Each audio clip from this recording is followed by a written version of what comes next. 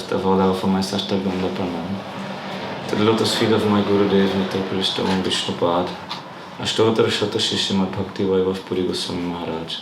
I pray for his causeless mercy, and I offer my Sashtaganda Pranam to the lotus feet of Srila Bhakti Valtita Goswami Maharaj, whose divine appearance day also is today. I pray for his causeless mercy, and I offer my Sashtaganda Pranam to the lotus feet of Srila Bhakti Narayan Goswami Maharaj. I pray for his causeless mercy, and I give my Sashtaganda Pranam to the lotus feet of Srila Bhakti Vichara Vishnu Goswami Maharaj, Bhakti Vedanta Madhav Goswami Maharaj, Bhakti Vedanta Bon Maharaj, Bhakti Vedanta Siddhanti Maharaj. I pray for all the causeless mercy of all, and I give my Sashtaganda Pranam to all our Upano Guru Vargas. I pray for the causeless mercy, and I give my Sashtaganda Pranam to all present Vaishnavas, Vaishnavis. Pray for the causeless mercy of all. And today especially I offer my Sashtaganda Pranam to the lotus feet of Ramchandra Bhagavan, who appeared mercifully in this universe to make all happy. Therefore his Ramchandra, his appearance made the whole universe happy, except Ravan. He had a problem with that, but the rest of the universe was happy. Therefore his name is Ram. So I'm very grateful to be here. Actually I was here 5-6 years before. We were here also. I saw on the internet this Bhakti Yoga Centre. I was thinking the opening, but it was like renovated or something, no? So I was happy, and I saw a nice place, and I saw also happy faces here on the pictures. So I'm happy to came here somehow. It was not my plan, I did not know so, but Sundar Prabhu and some devotees arranged. So I'm very happy, because today is a very auspicious day. It's the appearance day of Ramchandra, Rama Navami. And I was thinking the best is to celebrate with the Vaishnavas together, and the best is with the Gaudiya Vaishnavas. This is the best. There are so many temples in London, of course, everywhere they celebrate Ram Navami, but the best is with Gaudiya Vaishnavas. Chaitanya Mahaprabhu, he was also celebrating Ram Navami with his devotees. They were dressing up as monkeys, and with the monkey army he was doing Ram Leela. Also Nityananda Prabhu was doing this Leela. Today drama is there, that is very nice. Actually Rupa Goswami, he said, to bring out the rasa, you need the drama. Yes, because you have to, if devotees play, not for money, if they play with their feeling, then this rasa will come and this will infect those who are the audience. Huh? It's very beautiful. If devotees play, then this drama and Leela, there's no more barrier that melts together, and then you can feel that is really Supreme Lord is appearing, and He is speaking, He is acting, and all feel that. That is very beautiful. So Nityananda Prabhu, he was also doing that when he was a child, because he is Lakshman. So he just remember from the last before what he did. So when he was a small boy, in the village in Ekachakra, he took the other boys and they made all Ram Leela and Krishna Leela and all Leela. But one day they were doing this Ram Leela. All the villagers were wondering how this small boy, where he has this from, how he knows all these Leelas with all details, with everything, and they play so nicely.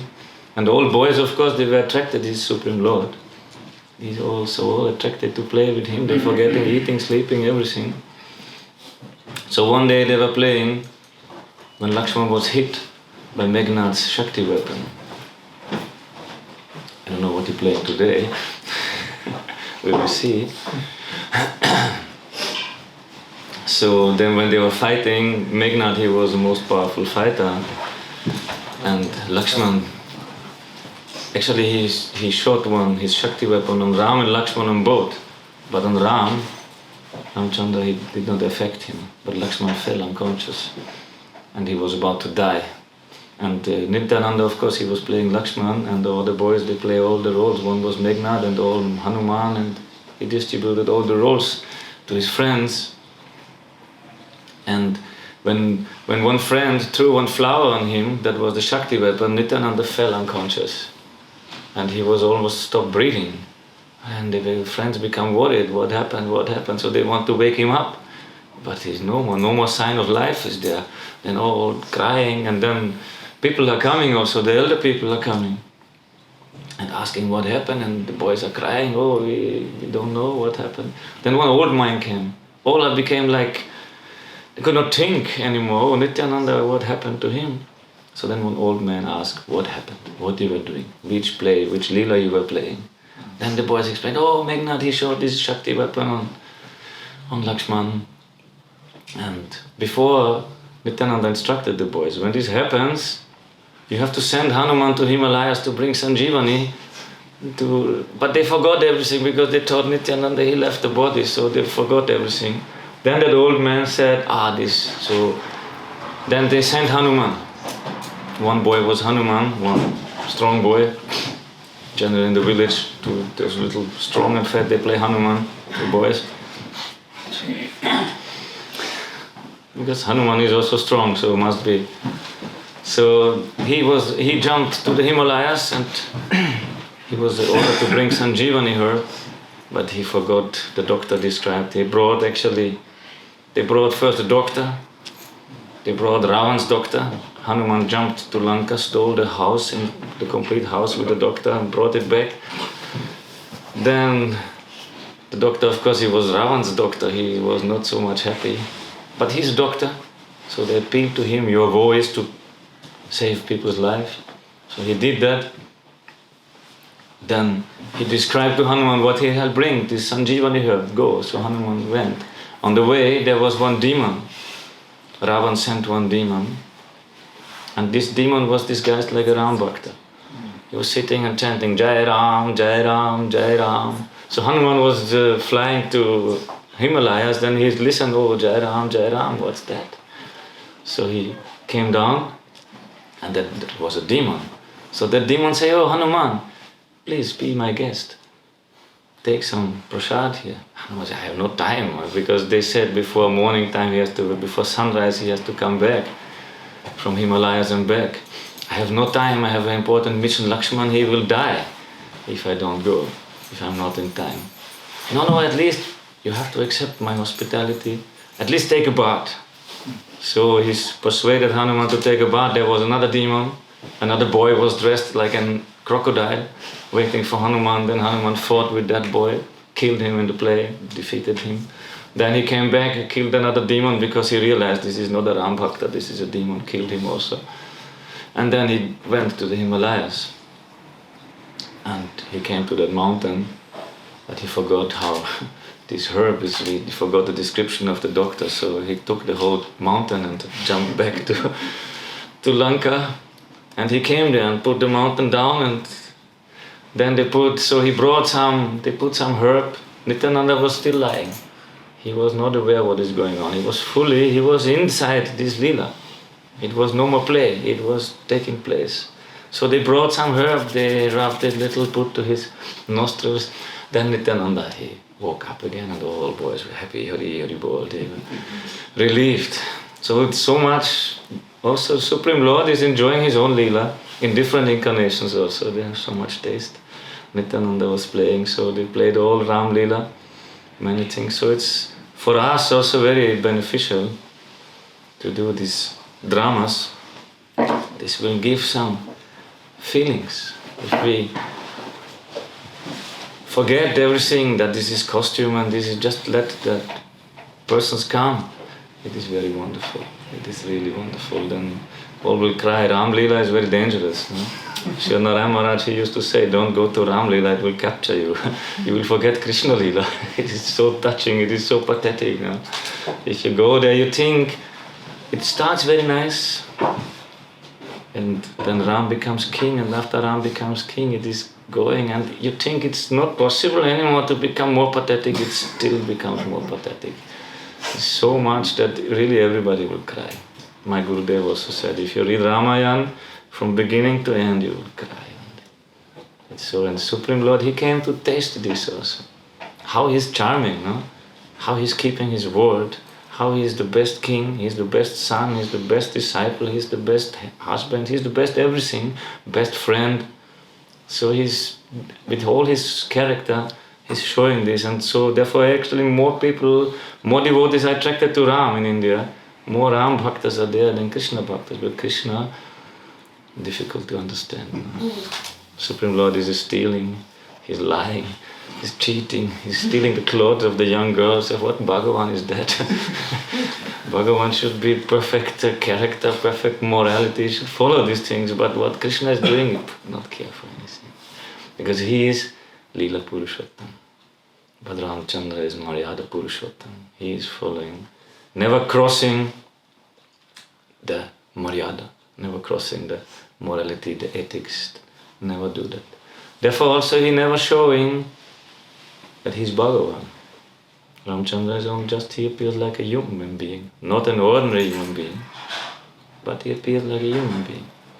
He also, Ravan did not want to, Ravan, Kumbhakarna and Bibhishan, the three brothers, because Ram Leela needs also one Ravan. He must be really a real villain, you know. So, and that is not available in this world, so Krishna sent Jai and Vijay, so Jai became Ravan here in this world too, because you need some really, he must be really evil, really. Until last breath, Ravan was biting his teeth and hating Ram. He was like this, such a demon is necessary, then the Leela becomes very nice.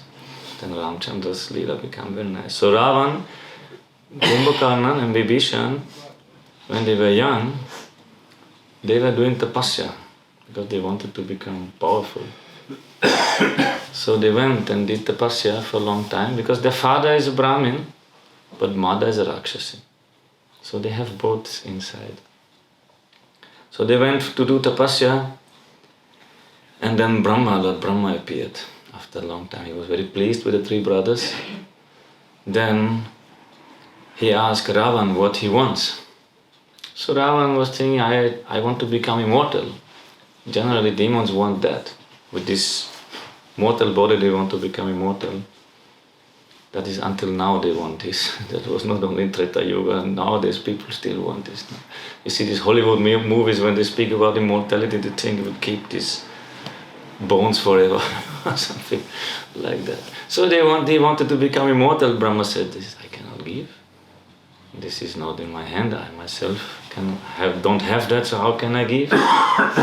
Then Ravan was thinking to cheat him, so I cannot be killed by any demigod, by any demon, by any Rakshasa, by any Yaksha, by this, by that. But he asked for all living beings in the universe, but for humans, he said, they are my food. They will not kill me. No, nobody's killed by his breakfast. So he was thinking, they are human, they are my food, and these monkeys are always afraid of monkeys. So he did not ask that, out of pride. Of pride, he was a human, they are like insects, you know, you can crush them like this. So he did not ask. So Ramchandra accepted the form of a human being. He did not come, he did not show his forearms or something. And he never crossed, he did not show any miracles. Not that he did some miracles, he killed 14,000 Rakshasas in 1 hour alone. That's maybe not for everyone possible. And he built a bridge over Lanka, he did this, but he never showed that he's Bhagavan, he has some mystic powers. Everything was done in a human-like way, we can say. Then Kumbhakarna was also, that blessing he got, Ravan got all these blessings. Then Kumbhakarna, he was, after birth he was already big like a mountain. So when he did tapasya and Brahma was approaching him, then all demigods became afraid. Already he's so powerful, what will happen if he get blessings also? So they went to Lord Brahma and told, don't give him any blessing. Don't give him any. Brahma said, he did my tapasya, I have to give. Demigods cannot say, no, I don't, today I'm not in a good mood, I don't want to give. They have to give also because they accept the worship. So he said, I have to give. So they went to Brahma's wife, to Saraswati, and said, oh please, Devi, please do something. Bewilder the mind of this demon, otherwise we are in troubles. If he asks for more power, what will happen? Then Saraswati said, I will do. So then Brahma came to Kumbhakarna and asked him, my dear son, what do you want? So Kumbhakarna, he wanted the throne of Indra. He said, I want the throne of Indra. When he was pronouncing that, Saraswati jumped on his tongue and he said, I want the throne of Nidra. Sleep.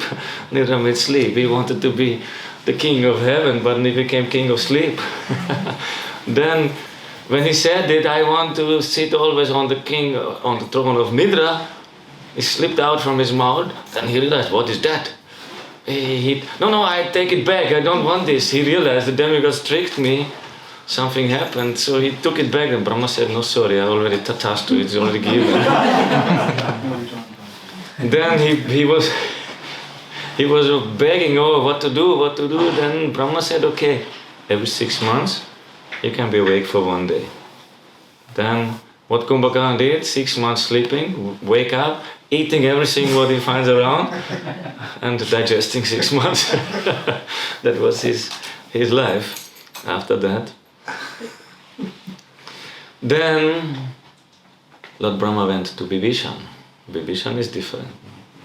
When he asked Bibhishan, oh my dear son, what blessing you want? Bibhishan asked, oh Lord, I want one blessing, I never come out from Dharma. I want to transgress what is Dharma. I want to completely stick to Dharma. So Brahma blessed him also, Bibhishan. So therefore Bibhishan, he is a great devotee of Lord Ram, and he always kept perfect Dharma. And this is what we can learn from Ramchandra, how to follow Dharma. That is very nice to see, and how to also service, this different service and friendship that is very strong in Ram's Leela, that Dasya Ras and Shakya Ras. And the Vatsalya is also there, Dasharat Maharaj.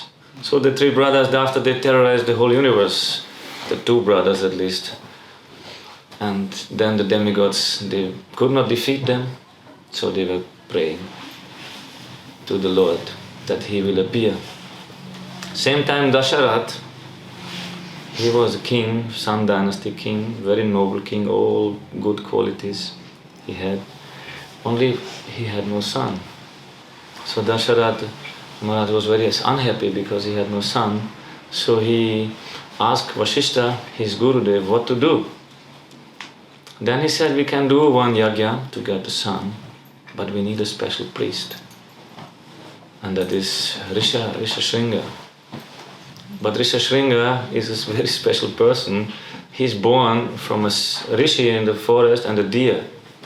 He's born in the forest and he never left the forest. He never saw other people than rishis. He never saw a lady in his life. He only lived in the ashram of his father. So, but the priest for this yajna must be married. So what to do? So they had to bring Rishashringa. It's a long story, funny story also. They had to bring him, so that was from a neighboring kingdom, Dasharat's friend. So they made one boat which was like camouflaged by some bushes and some trees and was going in the river, and inside were some ladies from the city, beautifully dressed and like this, and they were waiting when his father will go out. And his father instructed him to do the fire sacrifice, and this was Treta Yuga, no? That Yuga Dharma, do everything. So his father went out for something, then some ladies came, and he never saw. He thought they are rishis, because only rishis came to their house. So he was astonished, so beautiful rishis, so shining, so nice. And they brought some sweets, some sundaes, so he thought there are some fruits. He doesn't know, he only ate fruits in his life. So they gave him these special fruits, he was charmed. And they touched him also, then he was completely, what is that, what kind of rishis, how much tapasya they have done, they are so shining, they are so energetic. His mind became bewildered by that. And then they left, they were afraid when father would come, he would curse them. So they left, again hiding in their boat there. And then he forgot everything. He forgot to do fire sacrifice, to chant mantra, he forgot everything. He was bewildered by that. When the father came, he saw, my son, what happened? He did not do anything. Some rishis came, so shining, and they had so beautiful bodies. He understood immediately, father, maybe Indra sending some apsaras or something, no? He understood. He said, be careful, don't do that. But his mind was already captured by that. So they came again and they took him to the city. Father became very angry. So then the king was afraid of the curse of the Rishi. So the Rishi was going to the city. He understood what happened.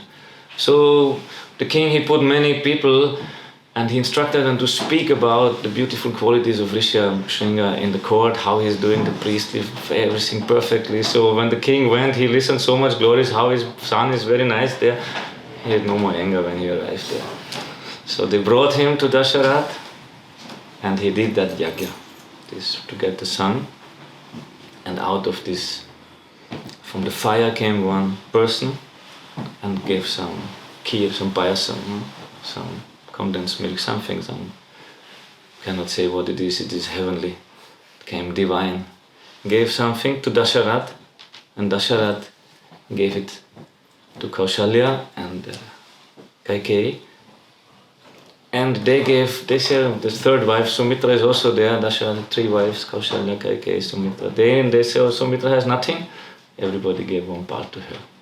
So therefore, all 3 became pregnant. All kingdom was happy finally.